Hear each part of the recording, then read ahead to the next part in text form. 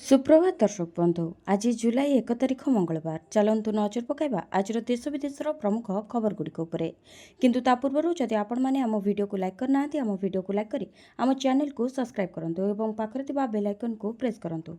BJD बड़ बयान, जगन्नाथों पाखरे अहंकार स्थान नहीं। शरदा बाली दलाचकटार 3 जन भक्तों मृत्यु और बहु भक्तों आहत होगा घटना को बीजेडी अव्यवस्था और समन्वय अभाव बोली कही। बीजेडीर एक प्रतिनिधि मंडली गुंडीचा मंदिर निकट में अघटन घटी स्थान परिदर्शन करथिला। सेठारे उपस्थित वरिष्ठ सेवायत मानक सहित कारण नहीं आलोचना करा। सेवायत माने प्रभुंक नीतिकांति संपर्क में अवगत कराइबा सहित चारमाल दायित्व अधिकारी मानकर परिचालना अभाव एभली भयंकर घटना घटिथिबा बोली से प्रकाश करथिले। तेबे घटना समय कौनसी प्रशासनिक अधिकारी और वरिष्ठ पुलिस अधिकारी घटनास्थल में नथिबा मध्य जଣାपड़िछि। प्रतिनिधि मंडली एसपी सहित आलोचना करी प्रभुंक परवर्ती नीतिकांति आड़प विजे, आड़प दर्शन, बाहुड़ा यात्रा, अधरपणा नीति और नीलाद्रि विजे तथा महाप्रभुंकर सुनावेश कार्य जो भली शांति श्रृंखलार सहित समापन हेब से नहीं आलोचना करथिले। सरीगला ई-केवाईसी अपडेटर समय, एणिकी आउ मिलिबनी राशन चाउल। पूरीला कंट, एथर कठोर आभिमुख्य देखाइले सरकार। 2024 अगस्ट मासरू ई-केवाईसी तारीख पर तारीख धार्य कर आसुथिले राशन कार्ड हिताधिकारी। एथर किंतु समय अवधि बढ़ाइलानी जोगाण विभाग। जून शेष सुधा 21,58,000 हिताधिकारी ई-केवाईसी कराई नथिबा सूचना रही। तेबे चलित मासरू ई-केवाईसी कराई नथिबा हिताधिकारी को चाउल मिलिबनी बोली रोकठोक भावे सुनाइछंती मंत्री कृष्णचंद्र पात्र। से कहते 3 मास पर्यंत राशन जोगाण बंद रहिबो। जदि 3 मास भितर ई-केवाईसी कराई न नियंती ताहले सेमानकर राशन कार्डरू हिताधिकारी को संपूर्ण भाव में बाद दिया। तेबे ओडिशा बाहर रहुतबा 3,06,000 हिताधिकारी ई-केवाईसी प्रक्रिया रे सामिल होइछंती। हेले ओडिशा रे रहुतबा लक्ष लक्ष हिताधिकारी एबे भी ई-केवाईसी प्रक्रिया रे सामिल होई नथिबा जଣା पड़िछि। ई-केवाईसी न करिबा पछरे अनेक कारण मध्य रहिछि। अनेक अयोग्य हिताधिकारी धरा पड़िबा भୟରେ ई-केवाईसी कराउनाहांती। सेहिपरि उपांत अंचल रे नेटवर्क समस्या जोगु बहु हिताधिकारी ई-केवाईसी अपडेट करनाहांती। तेबे वयस्क और शय्याशायींक ई-केवाईसी अपडेट रे समस्या मध्य रहुतबा जଣା पड़िछि।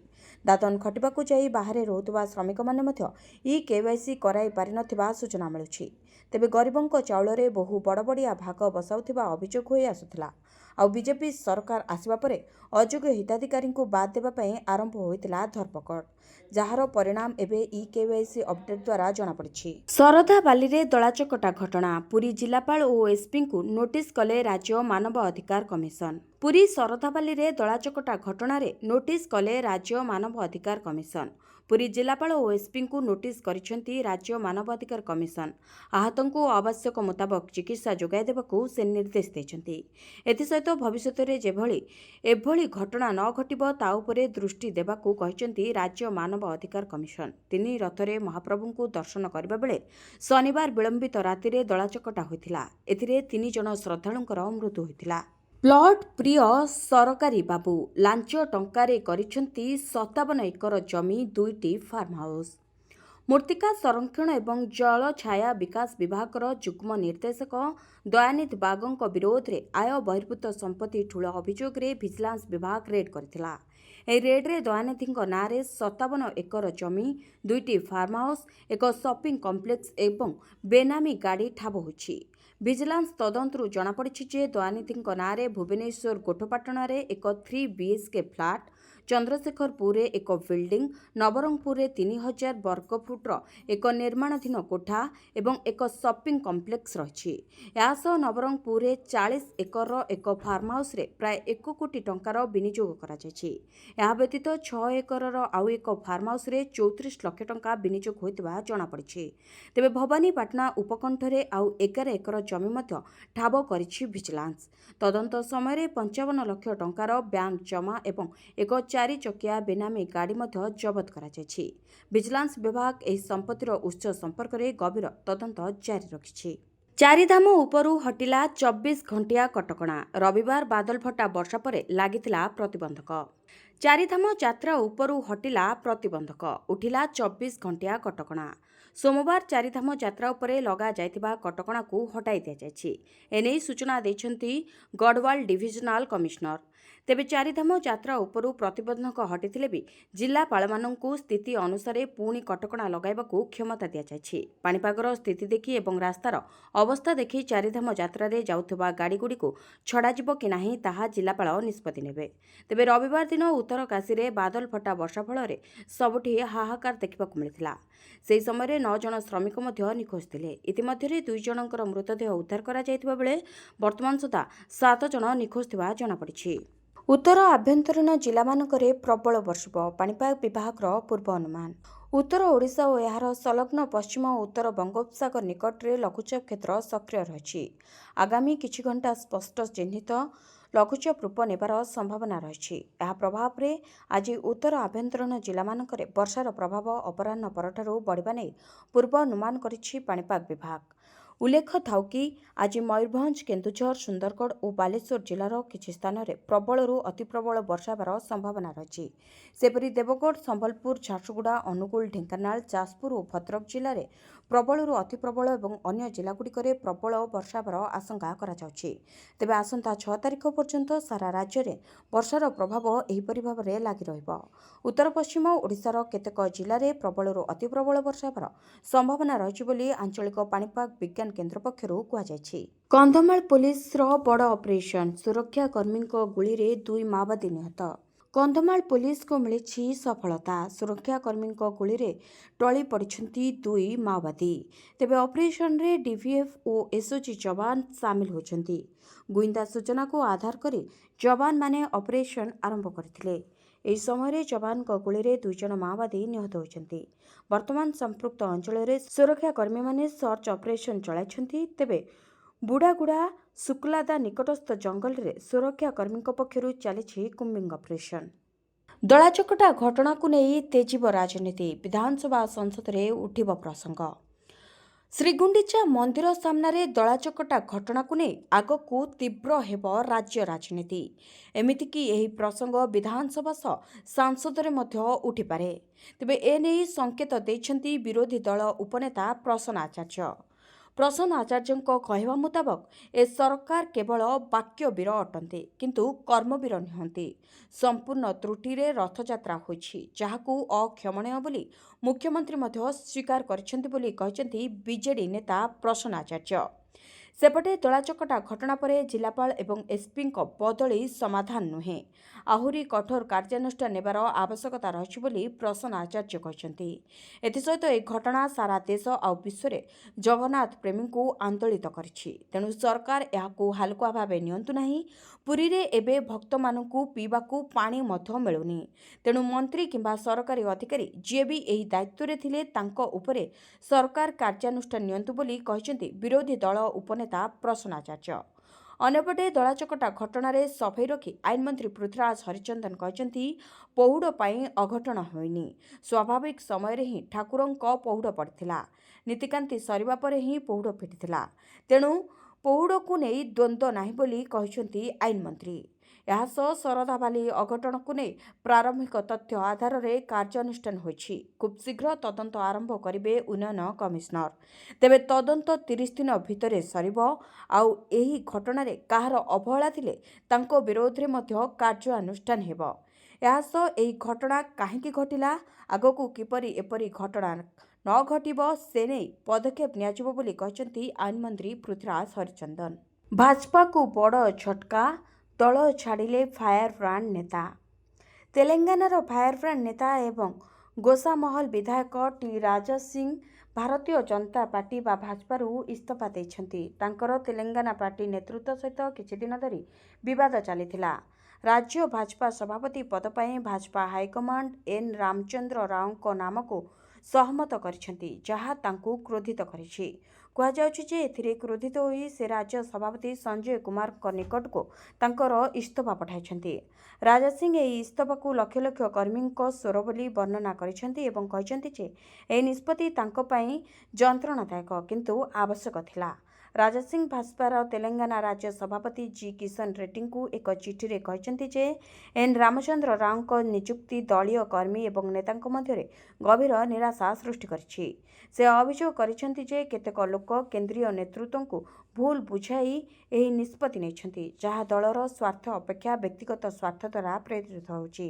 ସେହିପରି ଗୋସାମହଲ ବିଧାୟକ ରାଜା ସିଂ କହିଛନ୍ତି ଯେ ତେଲେଙ୍ଗାନାରେ ଭାଜପା ସରକାର ଗଠନ କରିବାକୁ ଯାଉଛି, କିନ୍ତୁ ଭୁଲ ନେତୃତ୍ୱ ଚୟନ ଯୋଗୁଁ ଏହି ସୁଯୋଗ ଖସିଯିବାର ପରି ମନେ ହେଉଛି। ରାଜା ସିଂ ତାଙ୍କର ସାର୍ବଜନୀନ ବିବୃତ୍ତିରେ ସ୍ପଷ୍ଟ କରିଛନ୍ତି ଯେ ଭାଜପା ଛାଡ଼ିବା ସତ୍ତ୍ୱେ ସେ ହିନ୍ଦୁତ୍ୱର ବିଚାରଧାରା ଏବଂ ଗୋସାମହଲର ଲୋକଙ୍କ ସେବା ପାଇଁ ପ୍ରତିବଦ୍ଧ ରହିବେ।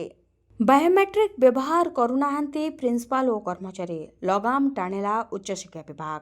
ବାୟୋମେଟ୍ରିକ୍ ଉପସ୍ଥାପନ ପ୍ରଣାଳୀ ବ୍ୟବହାର କରୁନଥିବା ପ୍ରିନ୍ସିପାଲ ଏବଂ କର୍ମଚାରୀଙ୍କ ବିରୋଧରେ ଓଡ଼ିଶାର ଉଚ୍ଚଶିକ୍ଷା ବିଭାଗ ଦୃଢ଼ ଆଭିମୁଖ୍ୟ ଗ୍ରହଣ କରିଛି। ଏନେଇ ବିଭାଗ ପକ୍ଷରୁ ନିର୍ଦ୍ଦେଶ ଜାରି ହୋଇଛି। ନିର୍ଦ୍ଦେଶନାମା ଦାୟିତ୍ୱ ଏବଂ ସମୟାନୁବର୍ତ୍ତିତା ସୁନିଶ୍ଚିତ କରିବା ପାଇଁ ଉଦ୍ଦିଷ୍ଟ ରହିଛି, କାରଣ କିଛି କର୍ମଚାରୀ ଉପସ୍ଥିତି ନିୟମ ଉଲ୍ଲଂଘନ କରିଥିବା ରିପୋର୍ଟ ହୋଇଛି। ବିଭାଗ ଚେତାବନୀ ଦେଇଛି, କହୁ କର୍ମଚାରୀ ଅଫିସରେ 7 ଘଣ୍ଟା ରହୁନାହାନ୍ତି। ବାରମ୍ବାର ଜଣାଇବା ପରେ ମଧ୍ୟ ପ୍ରିନ୍ସିପାଲ ଏବଂ କର୍ମଚାରୀମାନେ ମନ ଇଚ୍ଛା କାମ କରୁଛନ୍ତି, କାହାକୁ ନ ଜଣାଇ ମନ ଇଚ୍ଛା ଛୁଟିରେ ରହୁଛନ୍ତି। ଏନେଇ ସବୁ କଲେଜ ପ୍ରିନ୍ସିପାଲଙ୍କୁ ଉଚ୍ଚଶିକ୍ଷା ନିର୍ଦ୍ଦେଶାଳୟ ପକ୍ଷରୁ ତାଗିଦ କରି ଚିଠି ଲେଖାଯାଇଛି। ବିଏମ୍ସି ଅତିରିକ୍ତ କମିଶନରଙ୍କୁ ଆକ୍ରମଣ, ନବୀନ ପଟ୍ଟନାୟକଙ୍କ ତୀବ୍ର ନିନ୍ଦା। ଭୁବନେଶ୍ୱର ମହାନଗର ନିଗମ ବା ବିଏମ୍ସିର ଅତିରିକ୍ତ କମିଶନର ରତ୍ନାକର ସାହୁଙ୍କୁ ଅଫିସ ଭିତରେ ଆକ୍ରମଣ ଘଟଣାରେ ପୂର୍ବତନ ମୁଖ୍ୟମନ୍ତ୍ରୀ ତଥା ବିଜେଡି ସୁପ୍ରିମୋ ନବୀନ ପଟ୍ଟନାୟକ ତୀବ୍ର ନିନ୍ଦା କରିଛନ୍ତି। ଏହି ଘଟଣାର ଭିଡିଓ ଦେଖି ସେ ମର୍ମାହତ ହୋଇଥିବା କହିଛନ୍ତି। ତେବେ ନବୀନ ପଟ୍ଟନାୟକ କହିଛନ୍ତି ଯେ ଅତିରିକ୍ତ ସଚିବ ସ୍ତରର ଜଣେ ବରିଷ୍ଠ ଅଧିକାରୀ ରତ୍ନାକର ସାହୁଙ୍କୁ ତାଙ୍କ ଅଫିସରୁ ଟାଣି ବାହାର କରାଯାଇ ଜଣେ ଭାଜପା କର୍ପୋରେଟରଙ୍କ ଉପସ୍ଥିତିରେ ଏଭଳି ଆକ୍ରମଣ କରାଯାଇଛି, ଯିଏ ଜଣେ ପରାଜିତ ଭାଜପା ବିଧାୟକ ପ୍ରାର୍ଥୀଙ୍କ ସହ ଜଡ଼ିତ ବୋଲି ଅଭିଯୋଗ ରହିଛି। ଏହା ଦିବାଲୋକରେ ରାଜଧାନୀ ଭୁବନେଶ୍ୱରରେ ଘଟିଥିବା ଅତ୍ୟନ୍ତ ନିନ୍ଦନୀୟ ଘଟଣା। ସେ ମୁଖ୍ୟମନ୍ତ୍ରୀ ମୋହନ ଚରଣ ମାଝୀଙ୍କୁ ଅପରାଧୀ ଏବଂ ଏହି ଆକ୍ରମଣର ରାଜନୈତିକ ଷଡ଼ଯନ୍ତ୍ରକାରୀଙ୍କ ବିରୋଧରେ ତୁରନ୍ତ କଡ଼ା କାର୍ଯ୍ୟାନୁଷ୍ଠାନ ଗ୍ରହଣ କରିବାକୁ ଦାବି କରିଛନ୍ତି। ନବୀନ ପଟ୍ଟନାୟକ ଆହୁରି ମଧ୍ୟ କହିଛନ୍ତି ଯେ ଅଧିକାରୀଙ୍କ ଏଫ୍ଆଇଆର୍ରେ ନାମିତ ବ୍ୟକ୍ତିମାନେ ଅପରାଧୀ ପରି ଆଚରଣ କରିଛନ୍ତି। ଯଦି ଜଣେ ବରିଷ୍ଠ ଅଧିକାରୀ ନିଜ ଅଫିସରେ ସୁରକ୍ଷିତ ନାହାନ୍ତି, ତେବେ ସାଧାରଣ ନାଗରିକମାନେ ସରକାରଙ୍କଠାରୁ କେଉଁ ଆଇନ ଶୃଙ୍ଖଳା ଆଶା କରିବେ? ସେ ଆହୁରି ମଧ୍ୟ କହିଛନ୍ତି ଯେ ମୁଖ୍ୟମନ୍ତ୍ରୀ ମାଝୀ ସରକାରଙ୍କ ଉପରେ ଜନତାଙ୍କ ଆସ୍ଥା ଫେରାଇ ଆଣିବା ପାଇଁ ତୁରନ୍ତ କାର୍ଯ୍ୟାନୁଷ୍ଠାନ ନିର୍ଦ୍ଦେଶ ଦେବେ ବୋଲି ମୁଁ ଆଶା କରୁଛି। ପୂର୍ବତନ ରାଜ୍ୟପାଳଙ୍କ ପୁତ୍ରଙ୍କ ଦ୍ୱାରା ଅଧିକାରୀଙ୍କୁ ଆକ୍ରମଣ ଘଟଣା ପରେ ଏହା ଦଣ୍ଡବିହୀନ ହେବା ଉଚିତ ନୁହେଁ। ଓଡ଼ିଶାର ଜନତା ଏହାକୁ କ୍ଷମା କରିବେ ନାହିଁ ବୋଲି କହିଛନ୍ତି ନବୀନ ପଟ୍ଟନାୟକ। ଆଜିଠାରୁ ପର୍ଯ୍ୟଟକଙ୍କ ପାଇଁ ବନ୍ଦ ହେଲା ଶିମିଳିପାଳ ଅଭୟାରଣ୍ୟ। ବନ୍ୟପ୍ରାଣୀ ସଂରକ୍ଷକଙ୍କ କାର୍ଯ୍ୟାଳୟ ପକ୍ଷରୁ ନିର୍ଦ୍ଦେଶ। ବର୍ଷା ଋତୁ ଯୋଗୁଁ ପର୍ଯ୍ୟଟକଙ୍କ ପାଇଁ ବନ୍ଦ ହେଲା ଶିମିଳିପାଳ ଅଭୟାରଣ୍ୟ। ଆଜିଠାରୁ ଅର୍ଥାତ୍ ଜୁଲାଇ 1 ତାରିଖରୁ ଏହି ଅଭୟାରଣ୍ୟ ବନ୍ଦ ରହିବ। ଏନେଇ ବ୍ୟାଘ୍ର ସଂରକ୍ଷଣ ପ୍ରକଳ୍ପର କ୍ଷେତ୍ର ନିର୍ଦ୍ଦେଶକ ତଥା ଆଞ୍ଚଳିକ ମୁଖ୍ୟ ବନ୍ୟପ୍ରାଣୀ ସଂରକ୍ଷକଙ୍କ କାର୍ଯ୍ୟାଳୟ ପକ୍ଷରୁ ନିର୍ଦ୍ଦେଶ ଜାରି କରାଯାଇଛି। ତେବେ ପରବର୍ତ୍ତୀ ବିଜ୍ଞପ୍ତି ଯାଏଁ ଏହି ନିର୍ଦ୍ଦେଶନାମା ବଳବତ୍ତର ରହିବ। ତେବେ ପର୍ଯ୍ୟଟକମାନେ ଜାମୁଆଣୀ, ଗୁଡ଼ୁଗୁଡ଼ିଆ, କୁମାରୀ, ବରେହିପାଣି ଓ ରାମତୀର୍ଥ ଇକୋ ଟୁରିଜିମ୍ ପ୍ରକଳ୍ପ ବୁଲିପାରିବେ। ତେବେ ପ୍ରତିବର୍ଷ ବର୍ଷା ଋତୁରେ ପର୍ଯ୍ୟଟକଙ୍କ ପାଇଁ ଶିମିଳିପାଳରେ ପ୍ରବେଶ ନିଷେଧ କରାଯାଇଥାଏ, କାରଣ ବର୍ଷାରେ ଅଭୟାରଣ୍ୟର ଆଭ୍ୟନ୍ତରୀଣ କଚ୍ଚା ରାସ୍ତାଗୁଡ଼ିକ ଧୋଇଯିବା ବିପଦସଂକୁଳ ହୋଇପଡ଼େ। ବର୍ଷା ପରେ ଆବଶ୍ୟକ ଭିତ୍ତିଭୂମି ମରାମତି କରାଯିବା ସହ ଶିମିଳିପାଳ ପୁଣି ଖୋଲିଥାଏ। ଏହି ଚାଷୀଙ୍କ ଆକାଉଣ୍ଟକୁ ଆସିବନି ପିଏମ୍ କିଷାନର 20ତମ କିସ୍ତି, ଜାଣନ୍ତୁ କାରଣ। ଦେଶ ଜନସଂଖ୍ୟାର ଅଧାରୁ ଅଧିକ ଲୋକେ ଚାଷ କରି ନିଜର ଜୀବିକା ନିର୍ବାହ କରିଥାନ୍ତି, କିନ୍ତୁ ଏପରି ଅନେକ ଚାଷୀ ଅଛନ୍ତି ଯେଉଁମାନେ ଚାଷ କରି କଷ୍ଟକର ଭାବରେ ନିଜର ପରିବାର ପ୍ରତିପୋଷଣ କରିପାରନ୍ତି। ଆଉ ଏପରି ଚାଷୀମାନଙ୍କୁ ସରକାର ଯୋଗାଉଛନ୍ତି ଅନେକ ପ୍ରକାର ସହାୟତା, ଯେଉଁ ସହାୟତା ମଧ୍ୟରେ ରହିଛି ପିଏମ୍ କିଷାନ ଯୋଜନା। ତେବେ ପ୍ରତି 4 ମାସରେ ସରକାର ଚାଷୀଙ୍କ ବ୍ୟାଙ୍କ ଖାତାକୁ ସିଧାସଳଖ 2000 ଟଙ୍କା ପଠାଉଛନ୍ତି। ତେବେ ଏପର୍ଯ୍ୟନ୍ତ ଏହି ଯୋଜନାର 19ତମ କିସ୍ତି ଚାଷୀଙ୍କ ଆକାଉଣ୍ଟକୁ ପଠାସରିଛି। ଏବେ ଚାଷୀମାନେ 20ତମ କିସ୍ତି ପାଇଁ ଅପେକ୍ଷା କରିଛନ୍ତି। କିସ୍ତି ଜାରି ହେବା ପୂର୍ବରୁ ଚାଷୀମାନଙ୍କ ପାଇଁ କିଛି କାମ କରିବା ଗୁରୁତ୍ୱପୂର୍ଣ୍ଣ ରହିଛି, ନଚେତ୍ ପରବର୍ତ୍ତୀ କିସ୍ତିର ଟଙ୍କା ଅଟକି ଯିବାର ଅନେକ ସମ୍ଭାବନା ରହିଛି। ତେଣୁ ଚାଷୀମାନଙ୍କୁ ଏହି ସମସ୍ତ କାମ କରିବାକୁ ପଡ଼ିବ, ବିଶେଷ କରି ଇ-କେୱାଇସି ଅପଡେଟ୍। ଏହି ଯୋଜନାରେ ଉପକୃତ ହେଉଥିବା ଅନେକ ଚାଷୀ ଏପର୍ଯ୍ୟନ୍ତ ଇ-କେୱାଇସି କରାଇ ନାହାନ୍ତି। ତେବେ ଆମେ ଆପଣଙ୍କୁ କହି ରଖୁଛୁ ଯେ ଯେଉଁ ଚାଷୀଙ୍କ ବ୍ୟାଙ୍କ ଆକାଉଣ୍ଟ ଆଧାର ସହିତ ଲିଙ୍କ ହୋଇନାହିଁ କିମ୍ବା ଯେଉଁମାନଙ୍କ ଆକାଉଣ୍ଟରେ କିଛି ଭୁଲ ସୂଚନା ଅଛି ସେମାନଙ୍କୁ ମଧ୍ୟ ସମସ୍ୟାର ସମ୍ମୁଖୀନ ହେବାକୁ ପଡ଼ିପାରେ। ଏଥିସହିତ ଯଦି ଆପଣ ମଧ୍ୟ ଏହି ସମସ୍ତ କାମ କରିନଥିବେ ଚାଷୀଙ୍କ ମଧ୍ୟରୁ ଜଣେ, ତେବେ ଆପଣଙ୍କର କିସ୍ତି ମଧ୍ୟ ଅଟକି ଯିବାର ସମ୍ଭାବନା ରହିଛି। ତେଣୁ ତୁରନ୍ତ ଇ KYC ଅପଡେଟ୍ ସହିତ ବ୍ୟାଙ୍କର ତ୍ରୁଟି ଏବଂ ଅନ୍ୟ ଯେକୌଣସି ତ୍ରୁଟି ଅଛି ତାକୁ ତୁରନ୍ତ ସମାଧାନ କରନ୍ତୁ। ଉତ୍ତର ଓଡ଼ିଶାରେ ବଡ଼ ବନ୍ୟା ଆଶଙ୍କା, ସର୍ବୋଚ୍ଚ ଯନ୍ତ୍ରୀଙ୍କ ସୂଚନା। ଉତ୍ତର ଓଡ଼ିଶାରେ ବଡ଼ ବନ୍ୟା ଆଶଙ୍କା କରାଯାଉଛି। ଆସନ୍ତା 24 ଘଣ୍ଟା ଅତ୍ୟନ୍ତ ଗୁରୁତ୍ୱପୂର୍ଣ୍ଣ। ଏହାପରେ ବର୍ଷା ଉପରେ ନିର୍ଭର କରିବ ବନ୍ୟାର ସ୍ଥିତି କିଭଳି ରହିବ। ତେବେ ଏହିଭଳି କିଛି କହିଛନ୍ତି ଜଳସମ୍ପଦ ବିଭାଗର ସର୍ବୋଚ୍ଚ ଯନ୍ତ୍ରୀ ଚନ୍ଦ୍ରଶେଖର ପାଢ଼ୀ। ସେ କହିଛନ୍ତି ଯେ ଉତ୍ତର ଓଡ଼ିଶା ଓ ଝାରଖଣ୍ଡରେ ବିଗତ ଦିନରେ ପ୍ରବଳ ବର୍ଷା ହୋଇଛି, ଯାହାଫଳରେ ସୁବର୍ଣ୍ଣରେଖା ବୁଢ଼ାବଳଙ୍ଗ ଜଳକାରେ ଜଳସ୍ତର ବୃଦ୍ଧି ପାଇଛି। ଏହି 3 ନଦୀରେ ବନ୍ୟା ସ୍ଥିତି ଅଛି, ବାକି କୌଣସି ନଦୀରେ ବିପଦ ନାହିଁ। ତେବେ ବୈତରଣୀ ପାଇଁ ସମ୍ପୂର୍ଣ୍ଣ ସଜାଗ ଅଛି ଜଳସମ୍ପଦ ବିଭାଗ। ସେହିପରି ସୁବର୍ଣ୍ଣରେଖାରେ ବିପଦ ସଂକେତଠାରୁ 1.16 ମିଟର ଅଧିକ ଜଳ ପ୍ରବାହିତ ହେଉଛି। ଏହା କ୍ରମାଗତ ଭାବେ ବଢ଼ୁଥିବା ମଧ୍ୟ ଜଣାପଡ଼ିଛି। ତେବେ ଦିନ 12ଟା ସୁଦ୍ଧା 11.17 ମିଟର ହେବା ନେଇ ଆଶଙ୍କା ରହିଛି। ପାଣିପାଗ ବିଭାଗର ଆକଳନ ଅନୁସାରେ ମୟୂରଭଞ୍ଜ ଓ ଝାରଖଣ୍ଡରେ 2 ଦିନ ପାଇଁ ରେଡ୍ ୱାର୍ଣ୍ଣିଂ ଦିଆଯାଇଛି। ସେଠାରେ ବର୍ଷା ହେଲେ ଉତ୍ତର ଓଡ଼ିଶାର ନଦୀଗୁଡ଼ିକରେ ଜଳସ୍ତର ବୃଦ୍ଧି ପାଇବ। ସେପରି ଝାଡ଼ଖଣ୍ଡର କେତେ ଜଳ ଛାଡ଼ିବ ତା ଉପରେ ସୁବର୍ଣ୍ଣରେଖାର ଜଳସ୍ତର ନିର୍ଭର କରିବ ବୋଲି କହିଛନ୍ତି। ସେଠି ବର୍ଷା ନହେଲେ ସେଭଳି ବଡ଼ ବନ୍ୟାର ଆଶଙ୍କା ନଥିବା କହିଛନ୍ତି ସର୍ବୋଚ୍ଚ ଯନ୍ତ୍ରୀ। ଆଉ 1 ମାସର ଅପେକ୍ଷା, ମହିଳାଙ୍କ ଖାତାକୁ ଆସିବ 15,000 ଟଙ୍କା। ସୁଭଦ୍ରାର ତୃତୀୟ ପର୍ଯ୍ୟାୟ ଟଙ୍କା ଖୁବ୍ ଶୀଘ୍ର ମିଳିବାକୁ ଯାଉଛି। ଏନେଇ ତାରିଖ ମଧ୍ୟ ଘୋଷଣା କରିସାରିଛନ୍ତି ଉପମୁଖ୍ୟମନ୍ତ୍ରୀ ପ୍ରଭାତୀ ପରିଡ଼ା। ତେବେ ଅଗଷ୍ଟ 9 ତାରିଖରେ ମିଳିବ ସୁଭଦ୍ରା ଯୋଜନାର ତୃତୀୟ ପର୍ଯ୍ୟାୟ ଟଙ୍କା। ଯେଉଁମାନେ ଯୋଗ୍ୟ ହିତାଧିକାରୀ ହୋଇଥିବେ ସେମାନଙ୍କ ଖାତାକୁ ଯିବ 15,000 ଟଙ୍କା। ଏଥିସହିତ କଲେଜ ଛାତ୍ରୀମାନଙ୍କୁ ମଧ୍ୟ ଏହି ଟଙ୍କା ମିଳିବ ବୋଲି ଜଣାପଡ଼ିଛି। ତେବେ ବର୍ତ୍ତମାନ ଡୋର ଟୁ ଡୋର ସର୍ଭେ ସରିଛି। ଏହି ସର୍ଭେରେ ଯେଉଁମାନେ ଯୋଗ୍ୟ ବିବେଚିତ ହୋଇଛନ୍ତି ସେମାନଙ୍କୁ ସୁଭଦ୍ରା ଟଙ୍କାର ତୃତୀୟ ପର୍ଯ୍ୟାୟ କିସ୍ତି ମିଳିବ। ଭିଡ଼ିଓଟିକୁ ଶେଷ ଯାଏ ଦେଖିଥିବାରୁ ଆପଣଙ୍କୁ ଅନେକ ଧନ୍ୟବାଦ। ଯଦି ଆପଣଙ୍କୁ ଆମ ଭିଡ଼ିଓଗୁଡ଼ିକ ଭଲ ଲାଗୁଛି ତାହେଲେ ଆମ ଭିଡ଼ିଓକୁ ଲାଇକ୍ କରି ଆମ ପେଜକୁ ସବସ୍କ୍ରାଇବ୍ କରନ୍ତୁ ଏବଂ କମେଣ୍ଟରେ ଜୟ ଜଗନ୍ନାଥ ଲେଖିବାକୁ ଭୁଲନ୍ତୁ ନାହିଁ।